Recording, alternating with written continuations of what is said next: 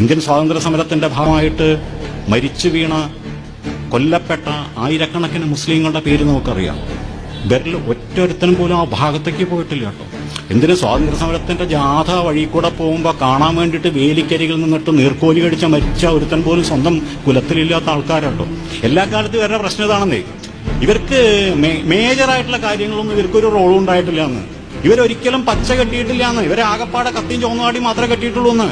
പിന്നെ ഇത് കഴിഞ്ഞിട്ട് അന്ന് ഇവര് കരുത്ത് സംഭരിച്ചു വെക്കുകയായിരുന്നു കേട്ടോ. കാരണം ഈ നേരത്തെ പറഞ്ഞ ചങ്ങായിമാർ ഇവരോട് പറഞ്ഞു കൊടുത്തിട്ടുണ്ട്, നിങ്ങൾ ബ്രിട്ടീഷുകാർക്കെതിരായിട്ട് സമരം ചെയ്തിട്ട് നിങ്ങളുടെ ഊർജം കളയരുത്, നിങ്ങൾ ഈ കരുത്ത് സംഭരിച്ചു വെക്കണം. നേരത്തെ പറഞ്ഞ 3 വൈദേശിക വംശങ്ങൾക്കെതിരായിട്ട് പോരാടാൻ വേണ്ടിയിട്ട് ഇവര് രംഗത്തിറങ്ങിയത് എപ്പോഴാണെന്നറിയോ?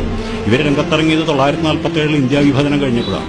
947 ഇന്ത്യ വിഭജനം കഴിഞ്ഞ കലാപങ്ങളുടെ ഭാഗമായിട്ട് ഇന്ത്യയിൽ കൊല ചെയ്യപ്പെട്ടത് 10 ലക്ഷത്തിലധികം ആളുകളാണ്. അതിൽ 6 ലക്ഷം പേരെ തീർത്തത് ഇവരാണ്.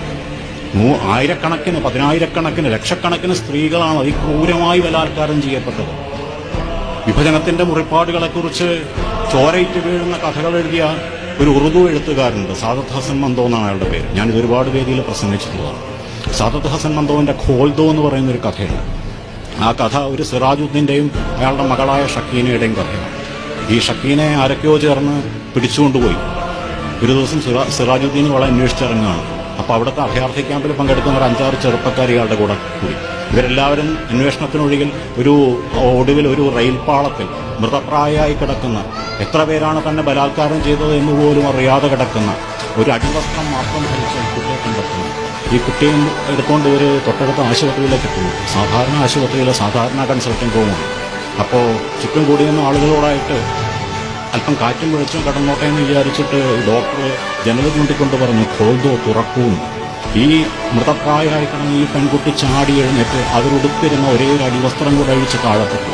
കാരണം ഖോൽദോ എന്ന വാക്കിന്റെ അർത്ഥം, തുറക്കൂ എന്ന വാക്കിന്റെ അർത്ഥം അവരെ സംബന്ധിച്ചിടത്തോളം അത്രയേറെ പരുഷമായിരുന്നു, നിന്ദ്യമായിരുന്നു. ഇതാകട്ടോ ചരിത്രത്തിൽ നമ്മളോട് ഇവർ നടത്തുന്ന കോൺട്രിബ്യൂഷൻ എന്ന് പറയുന്നത്. അല്ലാണ്ട് വേറെ ഒന്നിലൊരു റോളും ഇല്ല.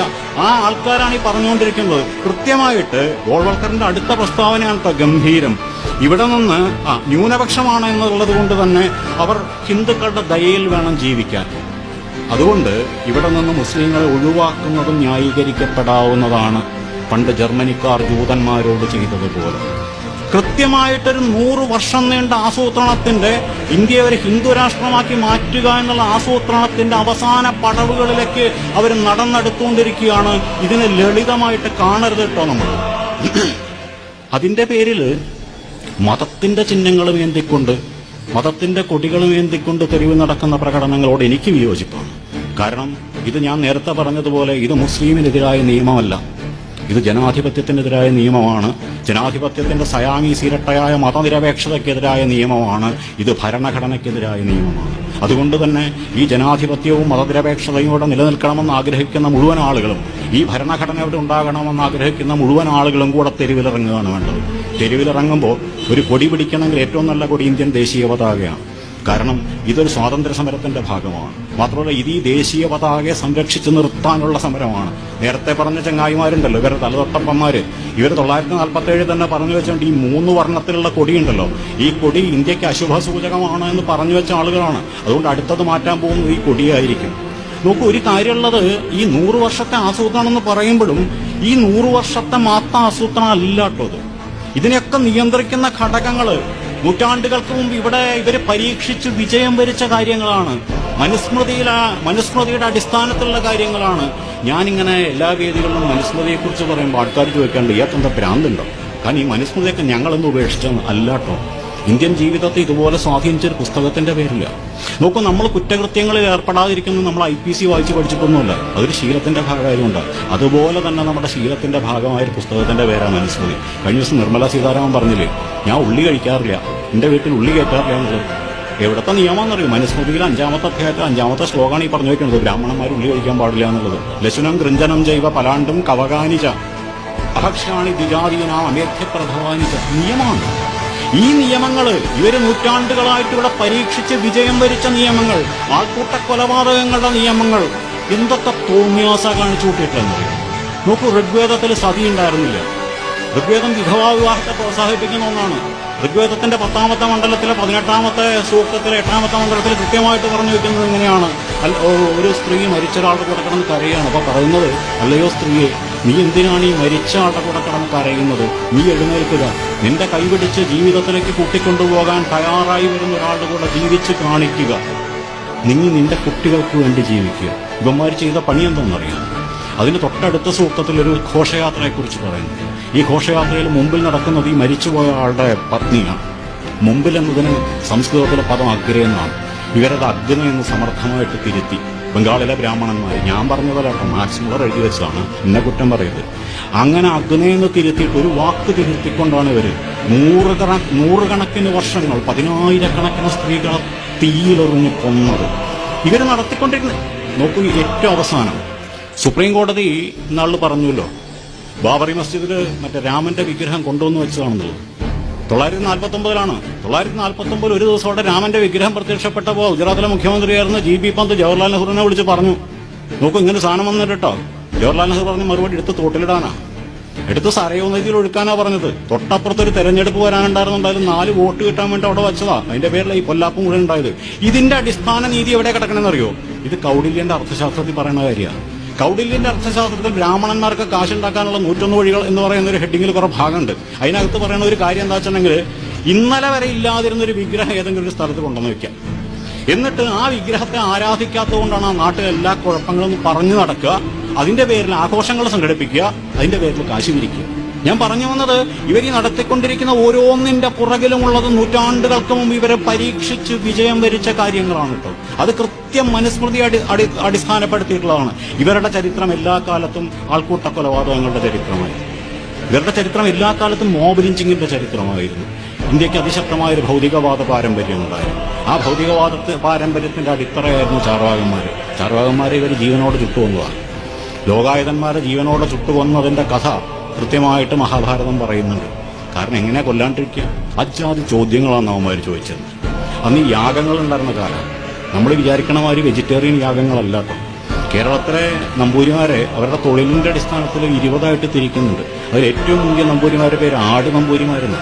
അവരാടുന്നത് കൊണ്ടല്ല കേട്ടോ അവർക്ക് പേര് വീണത്. യാഗത്തിന്റെ ഭാഗമായിട്ട് ആടിനെ അറുത്തിരുന്നത് കൊണ്ടാണ്. 5 യജ്ഞമൃഗങ്ങളുണ്ടായിരുന്നു. ഒന്നാമത്തെ യജ്ഞമൃഗം മനുഷ്യനായിരുന്നു. ആ മനുഷ്യനെ 1000 പശുവിനെ അങ്ങോട്ട് കൊടുത്തിട്ട് വേണം വാങ്ങാനുണ്ടായിരുന്നു. പിന്നെ കുതിരയുണ്ടായിരുന്നു, കാളയുണ്ടായിരുന്നു, പശു ഉണ്ടായിരുന്നു, ആടുണ്ടായിരുന്നു. അന്ന് പ്രസേനജിത്ത് എന്ന് പറയുന്ന രാജാവിന്റെ നേതൃത്വത്തിൽ നടന്ന ഒരു മഹായാഗത്തെക്കുറിച്ച് സൂത്രനിപാതം എന്ന് പറയുന്ന ബൗദ്ധഗ്രന്ഥത്തിൽ പറയുന്നുണ്ട്. ആ സൂത്രനിപാതത്തിൽ പറയുന്നത് 2500 മൃഗങ്ങളെയാണ് അറുത്തതെന്ന്. അപ്പൊ ഈ മൃഗങ്ങളെ അറുക്കുമ്പോൾ ഇവരുടെ അലമുറ കേട്ടിട്ട് അറുക്കാൻ വന്ന രാജകിങ്കന്മാർ വാവിട്ട് കരയുമായിരുന്നു.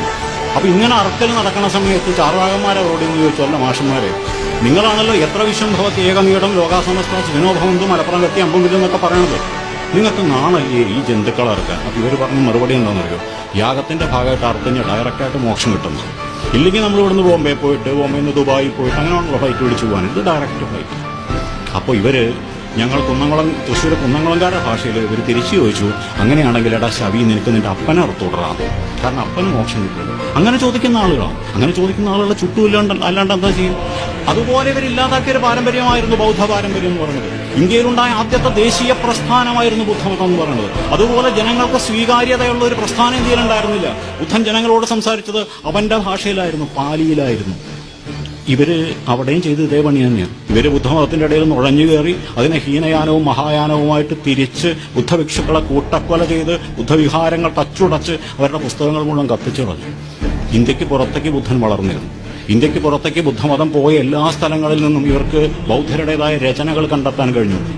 പിന്നീടുള്ളായിരുന്ന ഗവേഷകന്മാർക്ക് ഇന്ത്യയിൽ നിന്ന് ഒറ്റ പുസ്തകം പോലും കിട്ടിയില്ല, കത്തിച്ചു കളഞ്ഞ.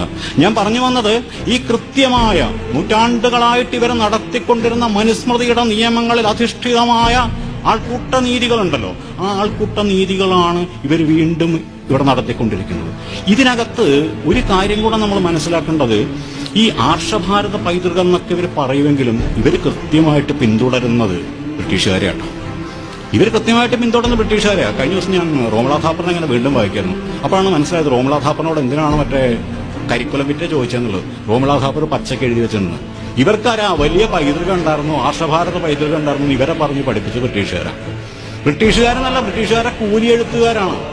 അന്ന് ഈ 18ാം നൂറ്റാണ്ടിന്റെ 1800കളുടെ തുടക്കത്തിൽ ബ്രിട്ടനിൽ ഇൻഡോളജിസ്റ്റുകൾ എന്ന് പറയുന്ന ഒരു ഗ്രൂപ്പ് ചരിത്രകാരന്മാരുണ്ട്. ഈ ചരിത്രകാരന്മാര് അവിടെ ഉണ്ടായിരുന്ന വ്യവസായ വിപ്ലവത്തിന്റെ ഭാഗമായിട്ടുണ്ടായ അവിടുത്തെ മാറ്റങ്ങളോട് മുഖം തിരിഞ്ഞു വന്ന ആളുകളായിരുന്നു. അവർ ഈ മാറ്റങ്ങളോട് മുഖം തിരിഞ്ഞു നിന്നുകൊണ്ട് ഞങ്ങൾക്ക് വളരെ സമൃദ്ധമായ ഒരു പൈതൃകമുണ്ട്, പാരമ്പര്യമുണ്ട് എന്ന് കണ്ടെത്താൻ ശ്രമിച്ചു. അപ്പൊ അവർ കണ്ടെത്തിയത് അത് ഗ്രീക്ക് സംസ്കാരത്തിന്റെ ഭാഗമാണെന്ന്. അന്നാണ് മാക്സ് മുള്ളർ ഉപനിഷത്തുകളുടെ തർജ്ജമയായിട്ട് രംഗത്ത് വരുന്നത്. മാക്സ് മുള്ളർ പറഞ്ഞത് വേദകാലത്ത് ഇന്ത്യ എന്ന് പറയുന്നത് വളരെ പരിഷ്കൃതമായൊരു സമൂഹമായിരുന്നു, ഗംഭീരമായിട്ട് ജീവിച്ച ആൾക്കാരായിരുന്നു എന്നാണ്. ഇവരിതിന് രണ്ടിനെയും കൂടെ ക്ലബ് ചെയ്തു. ഇവർ പറഞ്ഞുണ്ടാക്കിയ കഥ എന്താണെന്ന് വെച്ചിട്ടുണ്ടെങ്കിൽ ഇതിന്റെ രണ്ടിന്റെയും ഒറിജിൻ കോമൺ ആണ്. ഈ ഗ്രീക്ക് ഭാഷയുടെയും സംസ്കൃതത്തിന്റെയും ഒറിജിൻ കോമൺ ആണ്. ആ പൈതൃകം പേരുന്നവരാണ് ഞങ്ങളെല്ലാവരും ഒരു തിയറി ഉണ്ടാക്കി. ആ തിയറിയിൽ നിന്നുകൊണ്ടാണ് ജെയിംസ് മില്ല് പുസ്തകം എഴുതുന്നത്. ജെയിംസ് മില്ലാണ് ഇന്ത്യൻ ജീവിതം മതാത്മകമായിരുന്നു എന്ന് പറഞ്ഞുണ്ടാക്കിയ ആദ്യത്തെ മനുഷ്യൻ. ജെയിംസ് മില്ല് എഴുതിയ the history of British India എന്ന് പറഞ്ഞ പുസ്തകമാണ് 1820 മുതൽ 1947 വരെ ഇന്ത്യയിലെ സർവകലാശാലകളിലും കോളേജുകളിലൊക്കെ പഠിപ്പിച്ചത്. ആ ചരിത്രം പഠിച്ചിട്ട് തലതിരിഞ്ഞുപോയ ആൾക്കാരാട്ടോ നമ്മൾക്ക്, വേറൊന്നുമല്ല. ഇന്ത്യൻ ജീവിതം മതാത്മകമായിരുന്നുവെന്നും 12-ാം നൂറ്റാണ്ട് വരെയുള്ള ഇന്ത്യ ഹിന്ദു ഇന്ത്യയായിരുന്നെന്നും അതിനുശേഷം 5 നൂറ്റാണ്ട് മുസ്ലിം ഇന്ത്യയാണെന്നും അതിനുശേഷമുള്ളത് ബ്രിട്ടീഷ് ഇന്ത്യയാണെന്നും എഴുതി വെച്ച ജെയിംസ് മില്ല്. പിന്നീടാണ് നമ്മൾ മനസ്സിലാക്കുന്നത് ഈ പറയുന്ന ചരിത്രകാരന്മാരെ മുഴുവൻ, ഈ ജെയിംസ് മില്ലിനെ, H.H. വിൽസനെ, പ്രിൻസെറ്റിനെ, കോർബറ്റിനെ, ഇവരെല്ലാവരെയും ബ്രിട്ടീഷുകാർ അവരുടെ ഉന്നത ഉദ്യോഗസ്ഥന്മാരായിട്ട് നിയമിച്ചു, കാശ് കൊടുത്ത് എഴുതിച്ചതാണ്.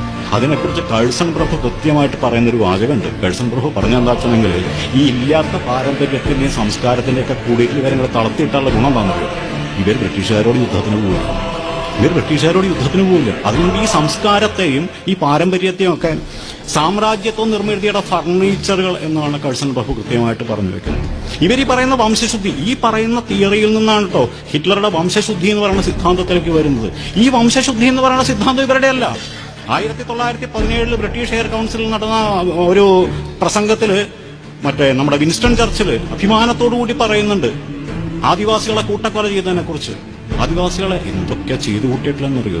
കൊളോണിയൽ അധിനിവേശത്തിന്റെ ഭാഗമായിട്ട് ഈ ആദിവാസികളെ, 10,000-കണക്കിന് ആദിവാസികളെ ഇവര് വെടിവെച്ചും തല്ലിയും മാത്രമല്ല കേട്ടോ പോകുന്നത്. ഈ സിക്കിൾ സെൽ അനീമിയ എന്ന് പറയുന്നൊരു രോഗമുണ്ടല്ലോ, അരിവാൾ രോഗം. ഈ അരിവാൾ രോഗം എങ്ങനെയാണ് ആദിവാസികൾക്ക് ഉണ്ടായെന്നറിയോ? അത് മലേറിയയെ പ്രതിരോധിക്കാൻ വേണ്ടിയിട്ട് പ്രകൃതി കൊടുത്തൊരു വരദാനമാണ്. അത് പിന്നീട് കുരിശായിട്ട് മാറിയെന്ന് മാത്രമേ ഉള്ളൂ. ഈ മലേറിയ എങ്ങനെ അവർക്ക് ഉണ്ടായെന്നറിയോ? അവരുടെ കയ്യിൽ മലേറിയ ഉണ്ടായിരുന്നില്ല. ഇവര് കൊണ്ടൊന്ന് മലേറിയയുടെ വിത്ത് വിതച്ചു കൊടുത്തതാണ് അവിടെ. അങ്ങനെയാണ് കൂട്ടക്കൊല നടത്തിയത്. ആ വംശശുദ്ധിയുടെ സിദ്ധാന്തമാണ് ഇവർ പേറുന്നത്. ഞാൻ കൃത്യമായിട്ട് ഞാൻ പറയുന്നു, ഇവർ നടപ്പിലാക്കിക്കൊണ്ടിരിക്കുന്ന ഓരോ കാര്യവും ഈ വിഭജിച്ച് ഭരിക്കുക, ഭിന്നിച്ച് ഭരിക്കുക എന്നുള്ള സാധനം ഉണ്ടല്ലോ, അതടക്കമുള്ളതെല്ലാം ഇവിടുന്ന് കോപ്പി അടിച്ചതാണ്. ഇവർ രണ്ട് തലയും പറയുന്നു മാത്രമേ ഉള്ളൂ. ഒരു വശത്ത് ഇവർ ആർഷഭാരത പൈതൃകം എന്ന് പറയും, അപ്പുറത്ത് ഈ സാധനത്തിന്റെ ഈച്ച കോപ്പിയാണ് ഇവിടെ നടപ്പിലാക്കിക്കൊണ്ടിരിക്കുന്നത്. കൃത്യമായിട്ട് സവർക്കർ എഴുതി വെച്ച അവസാനത്തെ പോയിന്റ്, അതായത് ജൂതന്മാരെ എങ്ങനെ നിഷ്കാസനം ചെയ്തു അവിടെ നിന്ന്, അതുപോലെ ഓരോരുത്തരെയായിട്ട് നിഷ്കാസനം ചെയ്യുക എന്ന ഒരു നടപടിക്രമത്തിന്റെ അവസാനത്തെ പടവുകളിലേക്കാണ് ഇവർ നടന്നുകൊണ്ടിരിക്കുന്നത്. ഒറ്റ കാര്യം കൂടെ പറഞ്ഞ് ഞാൻ അവസാനിപ്പിക്കാം. ഭരണകൂടത്തിന്റെ പണി സാധാരണക്കാരായ മനുഷ്യർക്ക് എന്തെങ്കിലും നന്മ പ്രദാനം ചെയ്യുക എന്നതാണെന്നാണ് നമ്മളൊക്കെ ധരിച്ചു വെച്ചിരിക്കുന്നത്. ഇവർ ധരിച്ചു വെച്ചിരിക്കുന്നത് ഭരണകൂടത്തിന്റെ പണി നമ്മളെ ഭയപ്പെടുത്തലാണ്. ഇവർ പുതിയ ജയിലുണ്ടാക്കുകയല്ല കേട്ടോ ചെയ്യുന്നത്. ഇവർ പുതിയ ജയിലുണ്ടാക്കുകയല്ല, ഒരു രാജ്യത്തെ മുഴുവൻ ജയിലാക്കി മാറ്റുകയാണ്. നമ്മുടെ എല്ലാവരുടെയും മനസ്സിൽ ഭയത്തിന്റെ വിത്ത് വിതച്ചിട്ടിരിക്കുകയാണ്. നമ്മൾ ഓരോ നിമിഷവും നിരീക്ഷിക്കപ്പെടുന്നു എന്ന തോന്നലിലാണ് നാം ജീവിക്കുന്നത്. ബർത്ത് ഓഫ് ദ പ്രിസൺ എന്ന് പറയുന്ന പുസ്തകത്തിൽ ഫൂക്കോ ഉപയോഗിക്കുന്ന ഒരു വാക്കുണ്ട്, പാനോപ്റ്റിക്കോൺ എന്നാണ്. പാനോപ്റ്റിക്കോൺ എന്ന് പറഞ്ഞാൽ എല്ലായിടത്തു നിന്നും എല്ലാ ആംഗിളിൽ നിന്നും നിങ്ങളെ നിരീക്ഷിക്കുന്ന കണ്ണെന്നാണ് എൻ്റെ അർത്ഥം. ഈ ജയിലിന്റെ ഒരു കോണ്ടെക്സ്റ്റാണ് പറയുന്നത്. ജയിലുകളെല്ലാം നാലുകെട്ടിന്റെ മോഡലാണ്. നാലുകെട്ടുകളും ഒരു കാലത്ത് ജയിലുകളായിരുന്നു. ഈ നാലുകെട്ടിന്റെ നടുവിൽ ടവർ ഉണ്ടാവും. ഈ ടവറിന്റെ മുകളിലൊരു കാവൽക്കാരനുണ്ട്. ആ കാവൽക്കാരനെ കാണാവുന്ന രീതിയിലാണ് ജയിലിലെ മുറികളെല്ലാം സെറ്റ് ചെയ്തിരിക്കുന്നത്. പലപ്പോഴും കാവൽക്കാരനുണ്ടാവാറില്ല. എന്നാലും ജയിൽ പുള്ളികളുടെ ധാരണ ഞങ്ങൾ നിരീക്ഷണത്തിലാണെന്നാണ്. അതുപോലെ നമ്മുടെ മനസ്സിലെല്ലാവരും എല്ലാം ഭീതി വിതച്ചുകൊണ്ടാണ് ഇവരരങ്ങുവാണ് തകർക്കുന്നത്. അതുകൊണ്ടുള്ള പ്രശ്നം എന്താണെന്ന് വെച്ചിട്ടുണ്ടെങ്കിൽ ആളുകൾ കാര്യങ്ങൾ തുറന്ന് പറയാൻ മടിക്കുകയാണ്, എഴുതാൻ മടിക്കുകയാണ്. എന്തെങ്കിലും പറയുന്നതിന് മുമ്പ് 10 തവണ ആലോചിക്കുകയാണ്. ഇവിടെ നിർഭയമാകുന്നു മാനസം, ഇവിടെ നിൽക്കുന്നു ശീർഷം സമുന്നതം, ഇവിടെ വിജ്ഞാനം പൂർണ്ണ സ്വതന്ത്രമായ അവികലമായി വിരാജിപ്പു നിത്യവും, ഇവിടെ ഇടുങ്ങിയ തുണ്ടുകളാകുന്നീ അവനി രാഷ്ട്രമതിലിൻ നിരകളാൽ, ഇവിടെ സത്യത്തിനാഴത്തിൽ നിന്നു താൻ ഉറവെടുക്കുന്നു വാക്കുകളൊക്കെയും, മുക്തിതന്റെ ആ സ്വർഗരാജ്യത്തിലേക്ക് എന്റെ നാടൊന്നുണരണേ ദൈവമേ എന്ന് ഏത് നാടിനെ കുറിച്ചാണോ ടാഗോർ പാടിയത്, ആ നാടിന്റെ ഗതികേടാണ്. പ്രിയമുള്ളവരെ, ജീവിതം കൈവിട്ടു പോകുന്ന കാലമാണ്. പച്ചയ്ക്ക് പറയാണ്, ജീവിതം കൈവിട്ടു പോകുന്ന കാലമാണ്.